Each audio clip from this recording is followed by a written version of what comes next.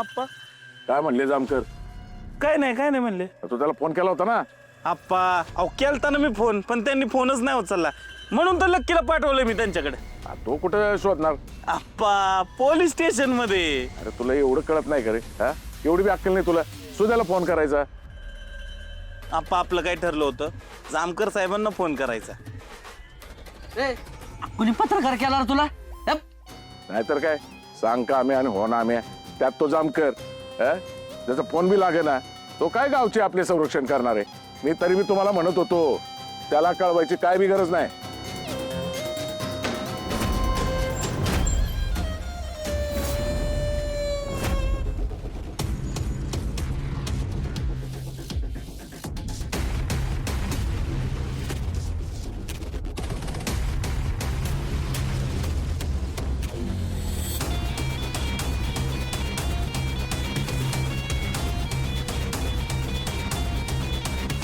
उगा जमलंय, चल की.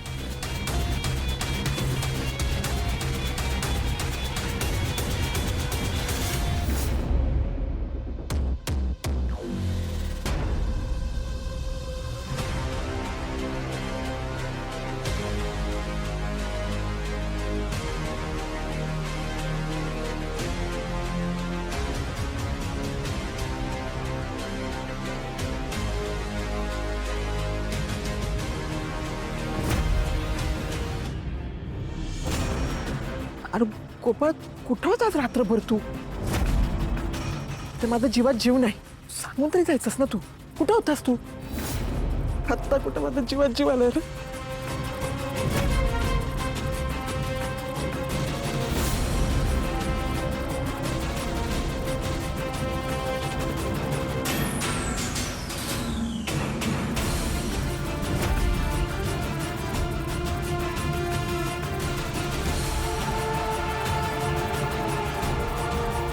त्यांना मारण्याआधी चटापट झाली.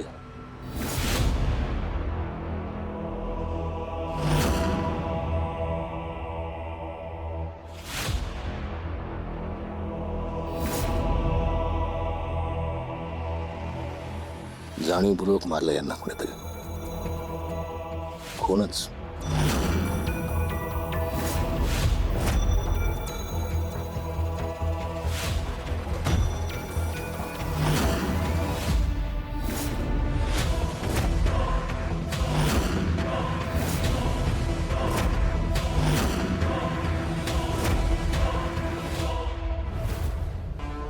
अहो बरे आहात ना तुम्ही?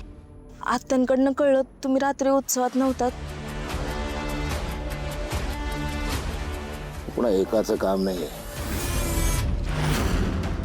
खरं आहे साहेब, यांना मारणार म्हणजे फार मोठा राक्षस असला पाहिजे. हो, यांच्या अंगात नरक्याने हाडळ आले होते. नुसतं आवरणं सुद्धा शक्य नाही होत कुणाला यांना, आणि इथं मारून टाकलंय म्हणजे फार मोठा राक्षस असला पाहिजे. अरे बंद करा तुमचं हे नरकी हाडळ पुराण. तुमच्या या अंधभक्तीमुळे यांचे जीव गेले. तुम्हाला मी सांगत होतो, हा उत्सव करू नका, ही मिरवणूक काढू नका, पण तुम्हाला भारी हौस. मला माहित होतं या गोष्टीचा तो फायदा घेणार, त्यांनी घेतला. तुम्हाला सगळ्यांवर खुनाचे गुन्हे दाखल व्हायला पाहिजे. हो जामकर साहेब, काय बी बोलू नका. गावकऱ्यांचा काय संबंध आहे हो? तुमच्यामुळे समजा झालेला आहे, आणि त्याची मिरवणूक तुम्ही अडवली ना, अपशकून केला, आणि जे कार्य चाललं होतं ना त्याच्यात तुम्ही विघ्न आणलं, म्हणून हे समजायला भोगावं लागतंय. अहो काय बोलताय काय तुम्ही? तर मी विघ्न आणले तर मग आधी बळी माझा झाला पाहिजे ना. यांचा कसं गेला? तुमचे नरकी हाडळ पळाले, त्याच्या पाठी मग गाव पळाला. पण हे तर कसं आले? ते तुम्ही बघा, तुम्ही शोधा की ते. समजा काय आम्हीच तुम्हाला सांगायचं वय? तुमची काही जबाबदारी नाही वय? हे माझं काम, माझी जबाबदारी, मला शिकवायची गरज नाही. ते मी नीट पार पाडतोय. तुम्ही आडकाठी आणली. मी काय आडकाठी घालत नाही, काय करत नाहीये. तुम्ही जर आमच्या उत्सवाला परवानगी दिली असती ना, तर हे झालंच नसतं. अहो पण तुम्ही उत्सव साजरा केला नसताना तर हे घडलंच नसतं ना. तुम्हाला या प्रसंगाचं गांभीर्य अजून लक्षात येत नाही. याची फार मोठी केस होऊ शकते. होऊ देत, या असल्या केस बीसला आम्ही नाही घालत. सुधाकर, या सगळ्यांचे नावं लिहून घ्या. या सगळ्यांवर गुन्हे दाखल करा. हो साहेब.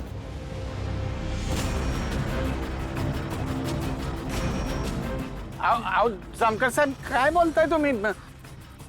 आपण तुमचं आपलं काहीतरी चालू. गावचा सरपंच म्हणून मला पहिला हात घालतील. अहो आपण जेलमध्ये गेलो तर आमचं आयुष्य बर्बाद होईल की. अहो आप्पा, असं भांडून काय होणार आहे का? जरा तरी समजून घ्या की. आणि मी म्हणतो इथं भांडत बसण्यापेक्षा आपण त्या गुन्हेगाराला शोधू ना, नाहीतर ते अजून मुर्दे पाडायला कमी पडणार नाही कुठं. आणि मला वाटतं की आपण पोलिसांना मदत केली पाहिजे. हां, नाही तर पुढचा नंबर आपल्यातल्या पण कुणाचा तरी असू शकतो.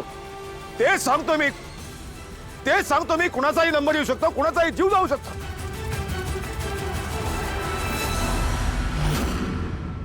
माझ्या बहिणीवर 2दा हल्ला झाला, जीवघेण हल्ला झाला. कालपासून ती सापडत नाही. तिला शोधायचं सोडून मी इकडे आलोय. तिचा फोन तिला बघितलं का तुम्ही? माझी बहिणीला बघितलं का सरपंच तुम्ही? हो देशमुख, माझी बहीण दिसते का तुम्हाला कुठे या उत्सवामध्ये इकडे? फुलाबाई, माझ्या बहिणीला पाहिलं का तुम्ही? साहेब इकडे शांत व्हा. साहेब, असं पण असू शकतं ना की आर्याताई घरी गेले असतील. तुम्ही काळजी करू नका. कशी काळजी करू नको? बहीण गायब आहे, माझी एकुलती एक बहीण गायब आहे, सापडत नाही. साहेब तसं नाही, पण असं पण असू शकतं ना की ते काल रातच्याला उत्सवाला आले असतील आणि तुम्हाला घाबरून परत घरी गेले असतील. नाही घरी जाणारच आहे मी, पण माझी बहीण जर घरी नाही सापडली ना, तुमच्यातल्या एकालाही सोडणार नाही. उत्सवाला परवानगी नव्हती तरी तुम्ही उत्सव साजरा केला. त्या उत्सवाला ती आली होती, तेव्हापासून ती गायब आहे. तुम्ही आज जबाबदार त्याला. कायद्याने मी तुमचं रक्षण करायला बांधिलंय, पण माझ्या कुटुंबाचं रक्षणही मला केलं पाहिजे ना. तुमच्या या उत्सवाच्या उन्मादामुळे जर माझ्या बहिणीच्या जीवाचं काही बरं वाईट झालं ना, सगळ्या गावाला आग लावून टाकेन मी.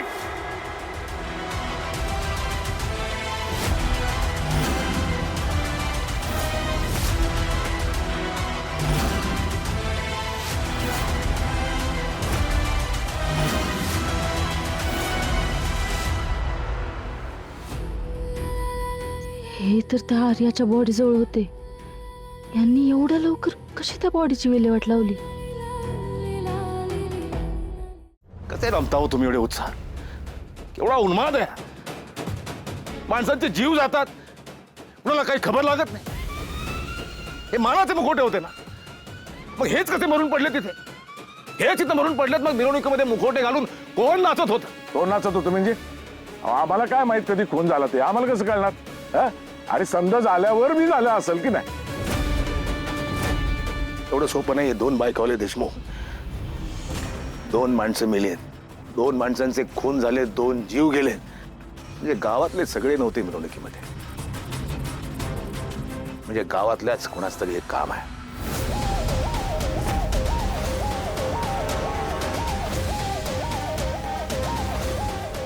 साहेब, तुम्हाला काय वाटतं म्हणजे कोण असावं ते?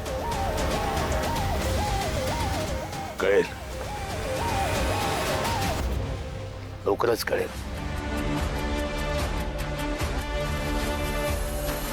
सगळ्यांना कळेल.